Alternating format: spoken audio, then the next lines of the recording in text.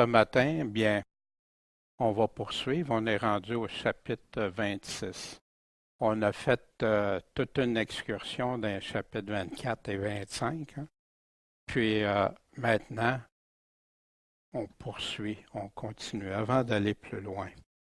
Bon Père céleste, merci, toi qu'on veut glorifier, toi qui es notre Créateur, l'auteur de notre vie, par ton Fils Jésus. Seigneur, guide-nous ce matin. Fais que ce que tu nous dis dans ta parole soit des plus édifiants pour notre foi en toi.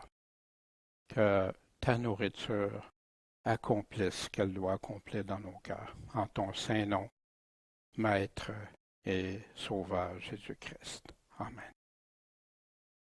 Ce matin, on va débuter d'observer qu'est-ce que la parole nous dit la Pâque, c'est quoi la Pâque, etc. Puis on va voir aussi qu'il y a des paroles, l'Évangile partout, mais Jésus attire notre attention sur quelque chose de particulier, puis on va voir aussi une trahison qui va débuter et tout ça. Fait qu'on va aller plus loin. Parfois, on ne le réalise pas, mais moi, quand j'ai réalisé ça, ça m'a frappé. Les derniers jours avant la Pâque, puis la mort de Jésus, bien, c'est pas juste à partir du chapitre 26 qui en parle. Dans Matthieu, il a commencé à en parler avant, mais à partir du chapitre 20, aller jusqu'au 27-56, la mort de Jésus-Christ. Marc, du chapitre 12 au chapitre 15 au verset 47. Luc, des chapitres 18-31 au chapitre 23, 56. Puis dans Jean, du chapitre 11, 45 à 19, 42. C'est les derniers jours que Jésus a passés avec ses apôtres. Puis c'est riche d'enseignements, une richesse incroyable. Puis moi, je lisais Jean avant, les chapitres 13, 14, 15, 16, 17, puis j'étais wow, mais je n'avais pas réalisé que c'était que Jean nous rappelait les dernières paroles. Qu'est-ce que Jésus était si important de nous dire avant qu'il quitte, puis qu'il revienne par la suite. On a Zachée, on a son avènement, on a vu 24-25. Remettez à César ce qui est à César, les paraboles de vigne, le cep. C'est le cœur de l'Évangile. C'est pas dissocié du reste, mais c'est le cœur. Puis c'est des grands moments que Jésus a vécu, que les apôtres ont vécu avec toutes sortes d'émotions aussi. Puis pour nous, pour tous ceux qui l'aiment, quand on veut l'écouter. On va débuter une lecture comme on fait jusqu'au verset 13, puis par la suite, on lira les autres versets. Quand Jésus a achevé tous ses discours, il dit à ses disciples, vous savez que dans 2 jours, la Pâque se fera et que le Fils de l'homme sera livré pour être crucifié. Alors les principaux sacrificateurs, les scribes et les anciens du peuple s'assemblèrent dans le palais du souverain sacrificateur nommé Caïphe. Et ils délibérèrent ensemble de se saisir de Jésus par adresse et de le faire mourir. Mais ils disaient que ce ne soit pas pendant la fête, de peur qu'il ne se fasse quelque tumulte parmi le peuple. Et Jésus étant à Béthanie, dans la maison de Simon le lépreux, une femme s'approcha de lui, ayant un vase d'albâtre plein d'un parfum de grand prix, et le lui répandit sur la tête pendant qu'il était à table. Et ses disciples, voyant cela, en furent indignés et dirent, à quoi bon cette perte? Parce qu'on pouvait vendre bien cher ce parfum et en donner l'argent aux pauvres. Mais Jésus, connaissant cela, leur dit, pourquoi faites-vous de la peine à cette femme? Car elle a fait une bonne action à mon égard. Vous aurez toujours des pauvres avec vous, mais vous m'aurez pas toujours. Si elle a répandu ce parfum sur mon corps, elle l'a fait pour ma sépulture. Je vous dis en vérité que dans tous les endroits du monde où cet évangile sera prêché, ce qu'elle a fait sera aussi raconté en mémoire d'elle. Fait qu'on va examiner ça ensemble, ce passage-là. Quand Jésus a achevé tous ses discours, souvenez-vous tantôt qu'on a vu c'est les discours qu'il y avait dans Matthieu, dans Marc, Luc et dans Jean. Mais il parlait aussi, bien sûr, de son avènement, de son retour et tout ce qu'on a examiné aussi. Vous savez que dans 2 jours, la Pâque va se faire. Puis que là, le Fils de l'homme sera livré pour être crucifié. La Pâque. On va prendre quelques instants ce matin pour regarder la signification de la Pâque. Qu'est-ce que c'était, pourquoi? Puis au fur et à mesure aussi, parce qu'on va revisiter certaines choses avec les autres paroles plus loin. Et vous vous souvenez, Jésus avait déjà dit, on va monter à Jérusalem, puis le Fils de l'homme va être livré aux principaux sacrificateurs, ils vont le livrer aux gentils pour être moqué, fouetté et crucifié, mais il ressuscitera le 3e jour. Souvenez-vous quand il avait dit ça? C'est dans Matthieu 20, versets 18 et 19. Plusieurs chapitres avant. Jésus l'avait déjà annoncé. C'est pour ça qu'il dit, vous savez. Mais il y avait quelque chose pour les disciples. Il l'avait dit aussi dans Matthieu 17, encore bien avant le chapitre 20. Et comme ils étaient en Galilée, Jésus leur dit, le Fils de l'homme doit être livré entre les mains des hommes. Ils le feront mourir, mais il ressuscitera le 3e jour. Puis les disciples en furent fort attristés. Mais qu'est-ce qui se passe? Les disciples comprennent certaines choses, mais leur émotion, je crois, a fait qu'ils ne reçoivent pas, mais pas juste leur émotion.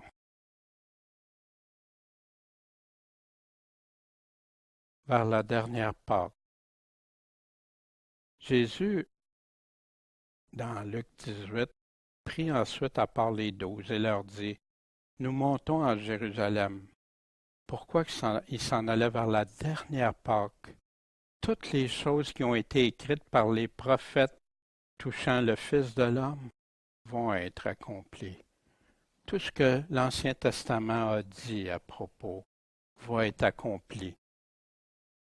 Pourquoi? Parce qu'il va être livré aux gentils, on se moquera de lui, on l'outragera, on crachera sur lui. Et après qu'on l'aura fouetté, on le fera mourir. Et le 3e jour, il ressuscitera. Mais ils n'entendirent rien à tout cela. Ils ne comprenaient pas. Ils ont entendu les paroles, mais ils ne l'ont pas compris. Ce discours leur était caché et ils ne comprenaient pas ce qui leur était dit. C'est spécial, hein? Ils ont été enseignés 3 ans avec Jésus. Puis ils n'ont pas saisi. Il y a quelque chose qui empêchait. Quand est-ce qu'ils ont compris? Heureusement, la parole nous le dit. Parce que j'aurais été inquiet pour tout le reste de l'Évangile, s'ils n'auraient jamais compris. Puis il leur dit, c'est là ce que je vous disais lorsque j'étais encore avec vous. Là, on est rendu à Luc 24 après la résurrection de Jésus. Qu'il fallait que tout ce qui a été écrit de moi dans la loi de Moïse et dans les prophètes et dans les psaumes fut accompli. Tout fut accompli. On va le regarder ça quand Jésus nous dit tout est accompli. Sa résurrection n'était pas arrivée, il y a plein de choses qui n'étaient pas, mais tout est accompli. Tout ce que l'Écriture a dit de lui dans les prophètes, la loi, les psaumes sont accomplis. Alors, il leur ouvrit l'esprit pour qu'ils comprennent les Écritures.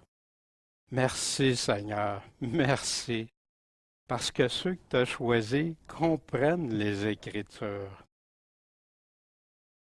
Puis tu leur as dit que tu leur enverrais l'Esprit pour leur rappeler tout ce que tu leur avais déjà enseigné. Et il leur dit, ainsi est-il écrit, ainsi, puis là il leur dit que Christ devrait souffrir, ressusciter le troisième jour, qu'on prêche en son nom la repentance et la rémission des péchés parmi toutes les nations, en commençant où? Par Jérusalem. Ça a été offert à tout le peuple d'Israël avant. Or, vous êtes les témoins de ces choses, et voici, je vais envoyer ce que mon Père a promis, l'Esprit Saint, pour vous demeurer à Jérusalem, hein, jusqu'à temps que vous receviez la vertu d'en haut. Fait que les disciples ont vraiment compris. Puis moi, j'aime tellement, hein, quand on regarde des paraboles, puis que les disciples demandent à Jésus, mais explique-nous, Seigneur. Wow, on peut savoir meilleur enseignant, meilleure personne pour nous dire ce que ça veut dire. Maintenant, il s'en va pour faire la Pâque. Qu'est-ce que ça veut dire? On va regarder bibliquement, puis on va voir par la suite.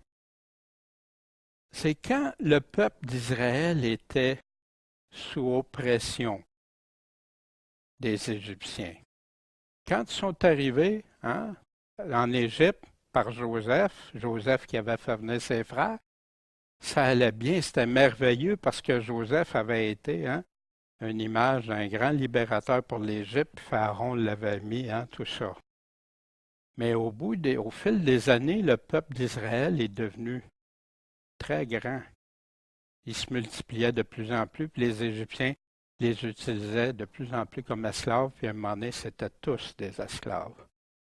Puis ils voulaient même éliminer, vous vous souvenez de l'histoire de Moïse dans le panier, qui ont voulu éliminer Moïse et tout ça. Puis là, il était sous oppression de l'Égypte. Un pharaon dur. Fait que Dieu leur a dit, après avoir fait passer les 9 plaies, en passant, les 9 plaies, c'est intéressant parce que les 9 premières plaies, il y a juste les 2 premières que le peuple d'Israël a subies, mais les autres, l'Égypte le subissait, mais Dieu préservait les Juifs dans ça, Israël. Puis là, il lui dit à la 10e, cette nuit-là, je passerai dans le pays d'Égypte et je frapperai tout premier-né dans le pays d'Égypte, depuis les hommes jusqu'aux bêtes. Et j'exercerai des jugements sur tous les dieux de l'Égypte. C'est intéressant parce que quand tu regardes les grenouilles, les insectes, tout ça, ça a tout passé. Tous les dieux que l'Égypte avait, Dieu les a tous éliminés, démontré qu'il n'y avait pas la puissance sur l'Éternel. Je suis, c'est intéressant, je suis l'Éternel. Et le sang vous servira de signe sur les maisons où vous serez, et je verrai le sang, et je passerai par-dessus vous. Pâques en français, ça ne dit pas comme en anglais Passover, passer par-dessus. C'est ça que le mot Pâques veut dire. Et il n'y aura pas parmi vous de plaie de destruction. Quand? Lorsque je frapperai le pays d'Égypte. Fait que Dieu a préservé son peuple, mais il a établi des conditions, des règles. Ça prenait la foi aussi, on va voir ça, Moïse l'a fait, puis on va voir. L'importance de la Pâque, pour Dieu, c'est une démonstration de sa délivrance toute puissante par amour pour son peuple. Pour Israël, c'est une intervention de Dieu sans précédent, à jamais oublier. C'est pour ça que Dieu l'a dit de le garder toujours en mémoire. Pour l'Égypte et les autres peuples, Ça signifiait que Dieu protège et délivre son peuple, quelle que soit la puissance de ses oppresseurs. Dieu est Dieu tout-puissant. Puis pour le chrétien, on va le reconfirmer tantôt, Jésus est devenu la Pâque pour ceux et celles qui le reconnaissent et lui font confiance pour leur délivrance. La Pâque, c'est une fête perpétuelle pour Israël. Dieu leur a dit, vous ferez ça toujours, vous en souvenez toujours. C'est une fête solennelle. Une fête solennelle, ça veut dire que c'est Dieu qui l'a déterminée. On va voir ça dans quelques instants. Dieu passe par-dessus le premier mois de l'année pour Israël. Le mois de 14, le mois de Nissan, c'est le premier jour de l'année. Nous, on a un autre calendrier. Ça, des fois, il y en a qui ont de la confusion à suivre certains écrits, puis on va le voir ça aussi plus tard. Dieu dit le premier mois de l'année, le 14e jour du mois, entre les deux soirs, sera la Pâque de qui? De l'Éternel. Fait que dans Lévitique 23, si vous voulez, vous allez voir les descriptions que Dieu en donne. Puis c'est le mois où les épis mûrissent, la première fête de l'Éternel. La Pâque arrive quand? Observe le mois des épis et fais la Pâque à l'Éternel ton Dieu, car c'est dans le mois des épis que l'Éternel ton Dieu t'a fait sortir d'Égypte pendant la nuit. Et sacrifie la Pâque, mais oui, c'est un sacrifice de l'agneau, hein, à l'Éternel ton Dieu, du gros et du menu bétail, au lieu que l'Éternel aura choisi pour y faire habiter son nom. Il n'y a pas eu juste l'agneau du soir. À chaque jour, il devait faire des sacrifices le soir et le matin aussi pendant toute la célébration de la fête de Pâques. Tu ne mangeras pas de pain levé, du pain sans levain avec la Pâque. Pendant 7 jours, tu mangeras en le célébrant des pains sans levain. Une confusion s'installe aussi. Des fois, les gens voient la Pâque, les pains sans levain, c'est la même fête. On va regarder ça. Du pain d'affliction. Pourquoi? Parce que tu es sorti à l'heure du pays d'Égypte, afin que tu te souviennes tous les jours de ta vie du jour où tu sortis d'Égypte. Puis pour beaucoup de Juifs encore, ils se souviennent de ça après des milliers d'années. Les fêtes de l'Éternel, la première, la fête de Pâques et des pains sans levain. La deuxième, la fête des premiers fruits des récoltes, c'est la Pentecôte. La fête des semaines, la fête des trompettes, qu'il y en a qui utilisent à toutes sortes de fins, mais quand on se rend là, on regardera ça.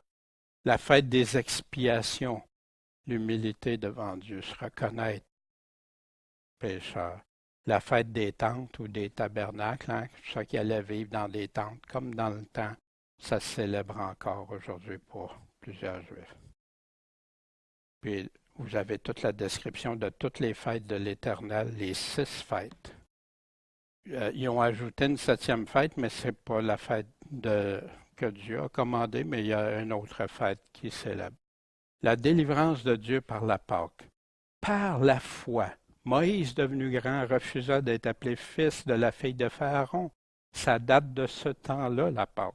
Choisissant d'être maltraité avec le peuple de Dieu plutôt que d'avoir pour un temps la jouissance du péché. Estimant l'opprobre de Christ comme un trésor plus grand que les richesses de l'Égypte. Moïse, Christ, ça aussi, une autre illustration que Christ était là, c'est lui l'auteur, c'est lui aussi qui a parlé comme la parole de Dieu, comme un trésor plus grand que les richesses, parce qu'il avait en vue quoi? La rémunération, ce qui va s'en venir, ce que Dieu va accorder. Par la foi, il a quitté l'Égypte sans craindre la colère du roi. Pourquoi? Parce qu'il demeura ferme, comme voyant celui qui est invisible. Par la foi, il fit la Pâque et l'aspersion du sang, afin que l'exterminateur des premiers-nés ne touche pas ceux des Israélites. Ça prend-tu la foi, ça, de faire ça? puis de prendre un agneau, puis suivre toutes les directives, s'acclimater avec l'agneau pendant plusieurs jours, puis après le sacrifier, verser son sang, puis aller prendre du sang, mettre ça sur les linteaux des portes. Mais il croyait que Dieu le ferait. Des Pâques différentes. Une confusion s'est installée autour du temps. Exemple, j'ai pris 3 années, là, la Pâque de 2019. Pour Israël, la semaine du samedi 20 avril au samedi 27 avril. Pour les catholiques, eux autres célèbrent la Pâque une journée, le dimanche 21 avril. Les protestants, la même chose. En 2020, fait que voyez-vous, ça varie d'une année à l'autre, les dates changent. Comme la fête de Noël peut tomber, hein, des fêtes mobiles qu'on appelle. Le 14 de Nissan, il va marcher avec le calendrier lunaire, toutes les pleines lunes et tout ça. Fait que, donc, quand on parle de la Pâque, il y a une distinction. Puis on va voir pourquoi la Pâque catholique et protestante sont devenues différentes. Pourquoi que ce n'est pas la mort de Jésus-Christ? C'est étrange, hein? C'est la résurrection maintenant. Mais protestantes et catholiques se sont orientés vers la résurrection, alors que la Pâque signifie toujours, bibliquement, la mort de Jésus-Christ. Parce que, bien sûr, la branche protestante est sortie du catholicisme et a amené ça avec. Mais vous n'êtes pas obligé de me croire sur parole. Paul confirme. Fait qu'il est en train de parler aux Corinthiens quand il y a une personne qui péchait hein, dans l'assemblée, qui avait un comportement de péché. Il ne vous sied pas de vous glorifier. Glorifiez-vous pas de ça que vous acceptez quelqu'un qui vit dans le péché. Savez-vous pas qu'un peu de levain fait lever toute la pâte? Donc, nettoyez le vieux levain, afin que vous deveniez une nouvelle pâte, comme vous êtes sans levain. Paul va prendre l'exemple de la Pâque, pas pour rien, puis la Pâque sans levain. Car Christ, notre Pâque, a été quoi? Immolé pour nous. C'est pourquoi célébrons la fête non avec le vieux levain, ni avec un levain de... Puis il nous dit c'est quoi le vieux levain? Un levain de malice et de méchanceté, mais avec les pains sans levain de la sincérité et de la vérité. Je vous ai écrit. Puis là, il continue. Il est en train, Christ, notre Pâque, a été immolé. C'est pour ça que quand on prend le repas du Seigneur, on annonce sa mort, la Pâque de Christ. Puis il nous dit de faire attention ici, le levain est associé directement au péché. De ne pas avoir de relation avec les impudiques. Hein? Ça se peut-tu qu'il y ait du levain dans l'Église? Non. Non, pas absolument avec les impudiques de ce monde, ou avec les avares, les ravisseurs ou les idolâtres. Autrement, il faudrait sortir du monde, puis il faudrait qu'on devienne des moines, puis des... Hein? Il vous faudrait. Mais ce que je vous ai écrit, puis ça, il y en a qui oublient ça, que la lettre aux Corinthiens, il y a eu une lettre des Corinthiens, Paul leur a écrit, les Corinthiens, quand on voit la première lettre aux Corinthiens, il y en a d'autres avant. On ne les a pas. Mais qu'est-ce que je vous ai écrit? C'est que si quelqu'un se nomme frère, est impudique. Il dit qu'il est chrétien, elle est chrétienne, impudique, avare, idolâtre ou médisant ou ivrogne ou ravisseur, que vous n'ayez pas de relation avec lui, que vous ne mangiez même pas avec un tel homme. L'assemblée de Christ, ça lui appartient. Christ a établi les règles. Christ a dit comment. Aujourd'hui, beaucoup d'assemblées, malheureusement, ne respectent plus ça. C'est devenu pour la plupart des centres d'évangélisation où tout le monde peut être là, qui vivent, qui se nomment chrétiens ou pas, qui vivent la façon qu'ils veulent. Nettoyer le vieux levain, que la parole nous dit, c'est pas facile, hein? Tu manques d'amour, tu vas y juger. Non, c'est Paul lui-même. Paul dit, j'ai déjà jugé ça. Pourquoi? Parce que Dieu le dit. En effet, qu'ai-je à juger ceux du dehors? N'est-ce pas à vous de juger ceux du dedans? Quant à ceux du dehors, Dieu va s'en occuper. Le monde, Dieu va s'en occuper. Toi, dans l'Assemblée, assure-toi que l'Assemblée respecte. Mais tu as plein d'assemblées qui ont des adultères, qui vivent dans l'impudicité, ont fait des choses même répréhensibles, puis qui n'ont pas fait toutes les démarches pour se repentir et tout ça. Ceux qui se sont repentis véritablement, puis qui ont réparé quand ils pouvaient réparer des choses. Amen. Sans ça, hein, tout le monde serait. Mais après ta conversion, marche avec le Seigneur. Puis si tu chutes, repens-toi, puis s'appresse, confesse-le, fais les démarches, puis reviens à ton Seigneur. Mais tu peux-tu rester dans l'assemblée comme ça? Vous savez, fait qu'il y en a qui disent, ah ben Paul, tu sais, il disait pas qu'il était pas qu'il pourrait être exclu. Ah oui, ne savez-vous pas que les injustes n'hériteront pas le royaume de Dieu dans la même lettre, chapitre suivant? Ne vous y trompez pas, vous abusez-vous pas.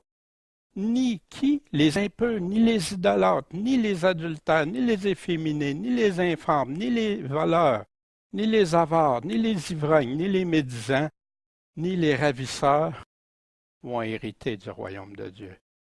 Puis tu entends des prédications qui disent qu'ils peuvent être sauvés pareil parce qu'ils distinguent entre le royaume de Dieu et le salut. Oh, wow! Wow! Quelle tristesse! L'apostasie, il y en a qui peuvent tordre le sens des Écritures comme ils veulent. Pierre nous avertit. Et par la suite, fait que la Pâque, hein? La Pâque, c'est Christ pour nous immoler. Alors les principaux sacrificateurs, les scribes, les anciens du peuple, s'assemblaient dans le palais du souverain sacrificateur nommé Caïphe. Fait que là, bien sûr, on revient la Pâque, la signification de la Pâque, quand Jésus l'a célébré la dernière fois avec ses apôtres.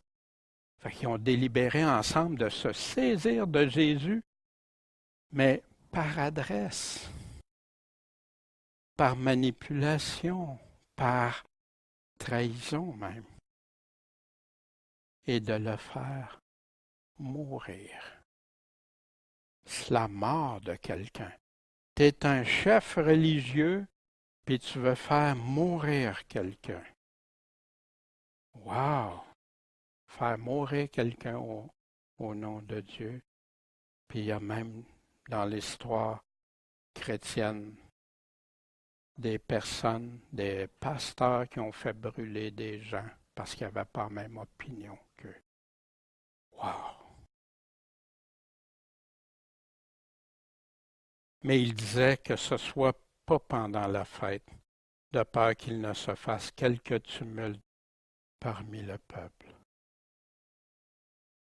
Fait qu'il voulait le faire mourir. Il voulait que Jésus devienne éliminé du portrait. Ça leur rentrait dedans. Le souverain sacrificateur Caïphe, il était sacrificateur dans cette année-là. Vous comprenez rien, vous ne considérez pas qu'il nous importe qu'un seul homme meure pour le peuple et que toute la nation périsse pas? Mais là, Jean nous dit, or, il ne dit pas cela de son propre mouvement, de lui-même, mais étant souverain sacrificateur cette année-là, qu'est-ce qu'il a fait? Il a prophétisé. Mais tu dis, il veut la mort, puis il prophétise. Oui, oui. Des prophéties peuvent, même les menteurs, même les séducteurs peuvent dire des choses vraies, prophétiser des choses qui vont arriver, mais ça veut-tu dire qu'ils sont sauvés? Ça veut-tu dire qu'ils sont avec Dieu? Mais non, il était contre Dieu ici. Mais il a prophétisé que Jésus devait mourir pour la nation. Puis non seulement pour la nation, mais aussi pour rassembler en un seul corps les enfants de Dieu dispersés.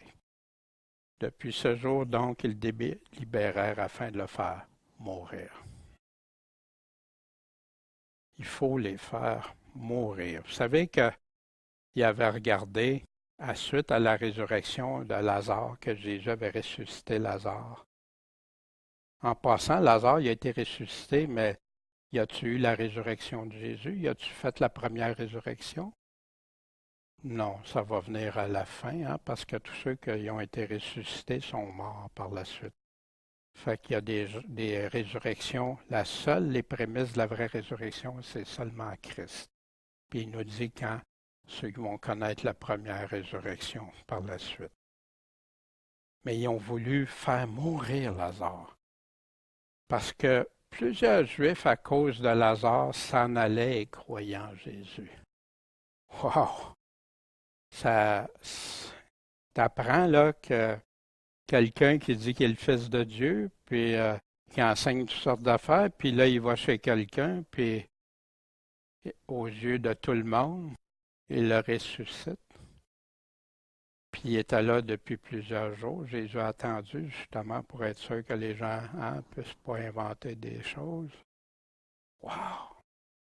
Mais, fait que ces chefs religieux-là, en plus, c'est les principaux sacrificateurs, ceux qui sont censés être là pour Dieu. Ils délibèrent pour le faire mourir. Wow! Comment vouloir détruire une œuvre de Dieu? Mais pourquoi il est en colère contre Jésus? Souvenez-vous, Jésus a donné plein de paraboles. Il y en a une ici qui est très spécifique. Hein? Quand un homme a planté une vigne, il a loué à des vignerons, puis là, il dit, il a envoyé les serviteurs pour recevoir le fruit de la vigne, mais qu'est-ce qu'ils ont fait? Ils l'ont battu, ils en ont tué, puis tout ça. Puis là, le maître de la vigne dit alors, qu'est-ce que je vais faire? Je vais envoyer mon fils bien-aimé. Peut-être qu'en le voyant, ils vont le respecter. Mais qu'est-ce qu'ils ont fait? Les vignerons, l'ayant vu, raisonnèrent ainsi. Ils ont médité, ils ont réfléchi, c'est pas, disant, celui-ci est l'héritier. Venez, tuons-le afin que l'héritage soit à nous. Wow! Ayant jeté hors de la vigne, ils le tuèrent. C'est ce qu'ils ont fait avec Jésus. Que fera donc le maître de la vigne? Il viendra et fera périr ses vignerons et donnera la vigne à qui? À d'autres. Fait que veut dire donc ce qui est écrit, la pierre que ceux qui bâtissaient ont rejetée est devenue la principale pierre de l'angle?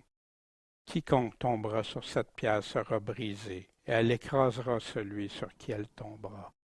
Il est en colère contre Jésus, parce que Jésus leur disait la vérité. Il est confronté à leur.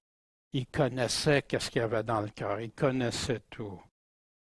Mais ils ont été en colère par plusieurs autres choses. Ils essayaient tellement de le coincer dans tout.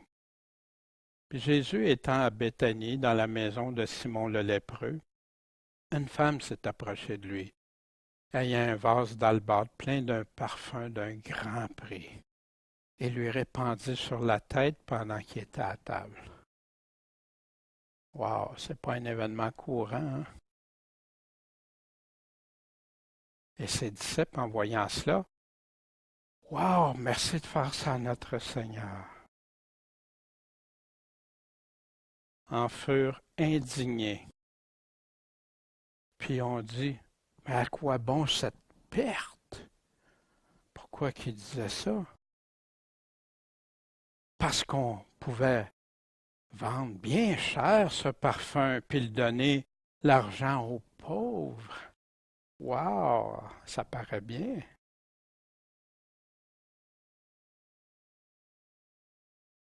Mais Jésus, connaissant cela, leur dit, pourquoi? Quand Jésus pose des questions, pourquoi, comment, puis toutes ces choses-là, des questions qu'on utilise nous-mêmes pour comprendre la Bible, il fait ça pour nous amener à réfléchir. Pourquoi faites-vous de la peine à cette femme? Pourquoi? Elle a fait une bonne action à mon égard.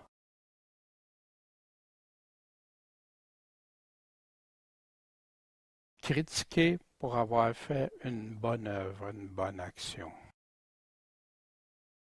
Dans Marc, le même récit, une femme vint lui avec plein de parfums de nard pur et de grand prix qui répandit sur la tête. Quelques-uns, puis là on dit heureusement, ce pas tous les disciples, quelques-uns en furent indignés en eux-mêmes, mais Jésus le savait. Et disait, pourquoi perdre ainsi ce parfum? On pouvait le vendre plus de 300 deniers. Souvenez-vous, un denier, c'était le salaire d'une journée approximativement. 300 jours de travail pour du parfum. Et le donner aux pauvres. Ainsi, il critiquait, il murmurait contre elle. Mais Jésus dit, laissez-la. Pourquoi lui faites-vous de la peine? Elle a fait une bonne action à mon égard. Voyez-vous, Dieu, il dit, faites les bonnes œuvres que je veux. Cette femme-là a fait les bonnes œuvres qu'elle avait en sa capacité pour le Seigneur. Pour elle, c'est peut-être ce qu'elle avait de plus précieux. Mais elle l'a offert à son maître, à son Seigneur. Mais quelqu'un d'autre, non, non, non. Puis nous, soyons toujours prudents que si des frères ou des sœurs font des bonnes œuvres, qu'on ne tombe pas dans le même piège de critiquer ceux et celles qui font quelque chose pour le Seigneur. Voyez-vous, est-ce les disciples, il y en a certains, quelques-uns qui ont critiqué, mais Jésus les a ramenés. Hein? Regarde, non, c'est bien ce qu'elle a fait. Puis vous y faites de la peine. Puis des fois, ça a eu des impacts sur des chrétiens. Ils faisaient de belles choses pour Dieu, de bonnes choses pour Dieu, mais ils se sont fait critiquer, rabrouer. Puis il y en a qui disent tellement que tous les œuvres, c'est comme rendus démonisés pour certains. Wow, wow! On est là pour faire les bonnes œuvres que le Seigneur nous demande. Si je suis sauvé, je vais les faire avec plaisir. Vous aurez toujours les pauvres avec vous, mais vous ne m'aurez pas toujours. Je suis là maintenant avec vous, mais je m'en vais. Et toutes les fois que vous voudrez, vous pourrez leur faire du bien. Quand je vais être parti, là, ça annule pas de faire du bien à quelqu'un d'autre, bien au contraire. Mais là, je suis là avec vous. Dans le fond, il disait, me reconnaissez-vous? Quoi pensez-vous? Je suis là, présent avec vous autres. Qui je suis, présent avec vous autres? Si elle a répandu ce parfum, mais Jésus va donner des explications sur mon corps, elle l'a fait pour ma sépulture. Je vais être enseveli. Puis j'aime bien cette phrase dans Marc 14 qui raconte la même chose. Elle a fait quoi? Ce qui était en son pouvoir, en sa capacité, en ce qu'elle pouvait faire. Pour elle, c'était ça qu'elle pouvait faire. Wow! Parfois, tu sais, il y en a qui veulent imposer des capacités à d'autres qui ne l'ont pas ou imposer leur capacité à d'autres, puis tout ça, c'est pas comme ça. C'est pas comme ça. Le Seigneur donne à chacun selon la part. Je vous dis en vérité que dans tous les endroits où cet évangile sera prêché, on va s'arrêter quelques instants sur ça, tout ce qu'elle a fait sera aussi raconté en mémoire d'elle. Ici, qu'est-ce que Jésus est en train de nous dire? Premièrement, que si son évangile, cet évangile est prêché, ben, tout le monde va savoir qu'est-ce qu'elle a fait. Ça va tout nous rappeler ce qu'elle a fait. Puis cet évangile sera prêché. En passant, il ne dit pas cette théorie, cette théologie, cet évangile sera prêché. Fait que, est-ce que je peux distinguer, sortir ici ce qu'elle a fait de l'Évangile ou si c'est inclus dans l'Évangile? Puis pourquoi j'arrête à ça? Parce que souvent, j'ai entendu dire l'Évangile se limite à la mort et la résurrection de Jésus, mort pour tes péchés, ressuscité.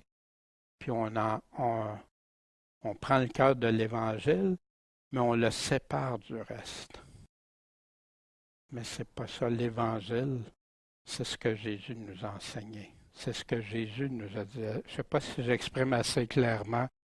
On ne peut pas enlever les parties qu'on n'aimerait pas de l'Évangile. Ça fait partie de l'Évangile.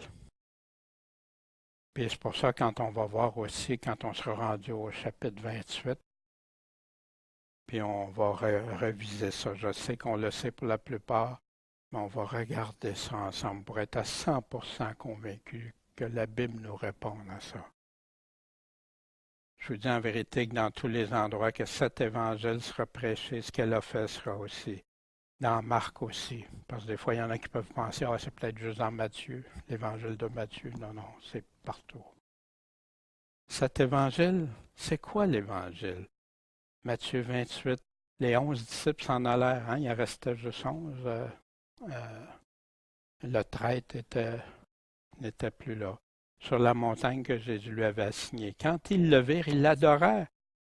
Mais quoi? Ça, c'est juste avant son départ. Mais il y en a eu qui ont douté. Wow, c'est spécial. Et Jésus s'approchant leur parla et leur dit, toute puissance m'a été donnée dans le ciel et sur la terre. Qui est plus puissant que tout? Jésus. Donc, allez, instruisez toutes les nations, les baptisant au nom du Père, du Fils et du Saint-Esprit. Commandement du Seigneur. Instruire ce que Jésus a dit, ce que Jésus nous a commandé, baptiser les personnes, l'engagement d'une conscience pure envers Jésus, leur apprenant à garder tout ce que je vous ai commandé. Et voici, je suis avec vous jusqu'à quand? Jusqu'à la fin du monde.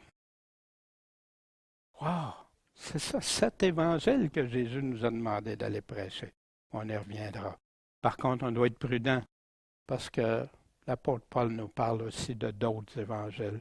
Il y a quelqu'un qui peut vous prêcher un autre Jésus. Qu'est-ce que c'est un autre Jésus? C'est que tu prends un Jésus et tu fais un montage à ce que tu aimes entendre de Jésus. C'est plus le même Jésus. Tu enlèves les parties qui ne font pas ton affaire, tu rajoutes des parties. Un autre esprit que celui que tu as reçu quand tu t'es converti. Un autre évangile que celui que vous avez embrassé il y a 2000 ans. Pas l'évangile qu'on dit que c'est aujourd'hui, sans tout prendre ce que Jésus t'a dit.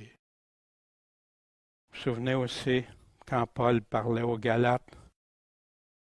Mais quand même, nous-mêmes ou un ange du ciel vous annoncerait un évangile différent de celui qu'on vous a déjà dit, je le dis encore maintenant, il répète qu'il soit anathème, maudit.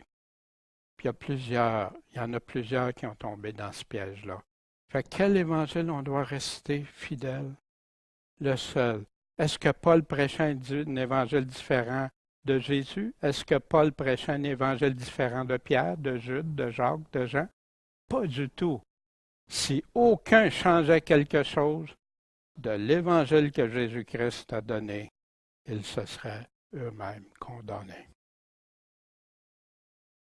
Et voici maintenant, on va conclure avec ces passages-là qu'on va lire avant. Alors, l'un des 12, appelé Judas l'Iscariote, s'en alla vers les principaux sacrificateurs et leur dit, « Que voulez-vous me donner? Et je vous le livrerai. » Et lui comptèrent 30 pièces d'argent.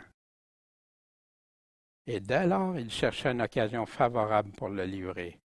Or, le premier jour de la fête des pains sans levain, les disciples vinrent à Jésus et lui dirent, « Où veux-tu que nous te préparions le repas de la Pâque? » Il répondit, allez dans la ville chez un tel et dites-lui, Maître. Mon maître dit, le maître dit, le temps est proche, je ferai la Pâque chez toi avec mes disciples. Et les disciples firent comme Jésus le leur avait ordonné et préparèrent la Pâque. Fait que Judas, hein, euh, qui a trahi Jésus, un des 12, pourtant que Jésus avait choisi. Il a été trahir vers qui? Les ennemis de Jésus. Qu'est-ce que vous me donnez? Hein? Il aimait l'argent, Judas. Et il lui comptait 30 pièces d'argent. Exactement une prophétie, puis qu'après on va voir qu'il va se réaliser plus tard. Puis avec 30 pièces d'argent qui a été vendu, qui réalisait ce qui était écrit de Jésus dans les prophéties. Dans Luc 22, il nous dit quoi? Satan entra dans Judas. Satan avait pris contrôle, il a ouvert la porte au malin, le malin l'a conduit. Et dès lors, il cherchait une occasion favorable pour le livrer, le trahir. Or, le premier jour de la fête des pains sans levain, les disciples vinrent à lui et lui dirent, où veux-tu que nous te préparions le repas de la Pâque? Premier jour de la fête des pains sans levain est inclus dans les 7 jours de la fête de la Pâque. À quelle place que tu veux qu'on te prépare le repas de la Pâque? Le repas de la Pâque, c'était avant le début de sabbat. Parce que les fêtes de l'Éternel, les 6 fêtes, Dieu avait dit, le soir du premier jour, vous allez célébrer le sabbat, aucune œuvre servile, puis à la fin au 7e jour aussi. Préparer et rôtir l'agneau, les herbes amères. Faire attention, pas briser les os de l'agneau. Mettre le sang versé de l'agneau sur les montants de porte où est célébré le repas. Jésus a célébré la Pâque exactement comme la parole le dit, ses propres paroles. Il n'a pas changé un iota de ça. Quand il préparait l'agneau, il y a des faits frappants. Un agneau connu à l'avance. Vous savez qu'il devait avoir l'agneau au moins 4 jours à l'avance, du 10 au 14 de Nissan, sans aucun défaut. Aucun défaut dans l'agneau ou le chevreau. L'agneau pourvu par Dieu. Wow! Le sang versé pour le sacrifice. Aucun os brisé. Puis quand on regarde ça avec Jésus-Christ, on peut comprendre pourquoi Jésus est l'agneau de Dieu. Il répondit, allez dans la ville chez un tel, et dites-lui, le maître dit, mon temps est proche, je ferai la Pâque chez toi avec mes disciples. Ailleurs, on apprend que quand vous verrez un homme avec une cruche d'eau, ce un tel-là, suivez-le. Puis c'est arrivé exactement comme Jésus leur avait dit. C'est-tu le fun de savoir que Jésus, il sait tout d'avance, il connaît? Wow, moi, ça m'épate. Puis quand il dit des affaires comme Judas, il y en a qui disent, ah, c'est Jésus qui a fait. Non, non. Mais Jésus savait d'avance qu'est-ce qu'il était pour faire. Tout. On ne peut rien lui cacher. Hein? Puis quelque chose d'extraordinaire. Avant la fête de Pâques, Jésus, sachant que son heure était venue pour passer de ce monde au Père, comme il avait aimé les siens qui étaient dans le monde, il les aima jusqu'à la fin. Cet amour-là, premièrement l'amour du Père, puis l'amour pour les siens lui a permis de tout faire par amour. L'amour, le véritable amour de Dieu qui a donné sa vie pour nous. Et les disciples firent comme Jésus leur avait ordonné, puis ont préparé la Pâque. Puis il nous dit, c'est qui les disciples qui ont été préparés la Pâque? Hein? Dans Luc, il nous donne cette précision-là, Pierre et Jean. Allez nous préparer la Pâque.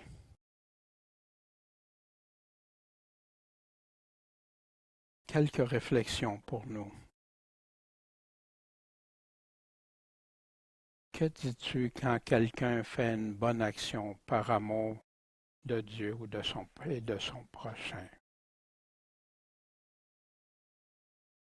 Moi, des fois, je vois un Seigneur, j'ai été vite sur la gâchette, hein, des fois. Quand quelqu'un, puis il y en a tellement qui veulent que tout ce que n'importe qui fait soit tellement dépravé, mais c'est pas ça que la Bible dit. La Bible dit, la bonne personne va faire des bonnes actions. Vous les reconnaîtrez d'après leurs fruits qu'ils vont porter.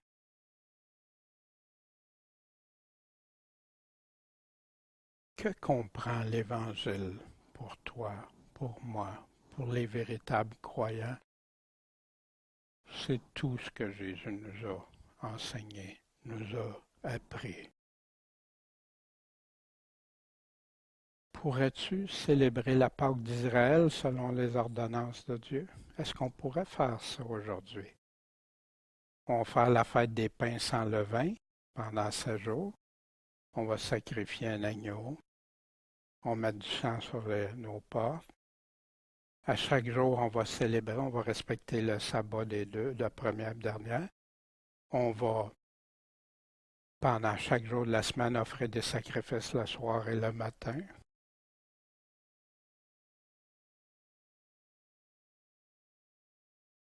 Jésus est devenu notre Pâque maintenant. Jésus est celui qui s'est offert pour notre délivrance.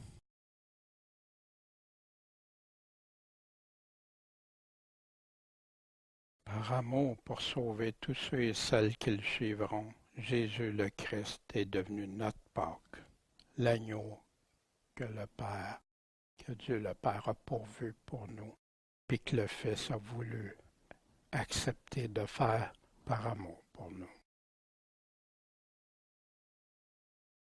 Bon Père céleste, merci d'être devenu notre Pâque. Merci Seigneur parce que sans ça, ça serait impossible d'aller au trône de la grâce, au trône de ta faveur envers nous, Seigneur. On te remercie pour ça. Puis on sait, Seigneur, qu'on va voir dans les autres chapitres, les quelques chapitres, ce que tu vas accomplir encore, ce que tu vas réaliser, puis ce que tu vas faire.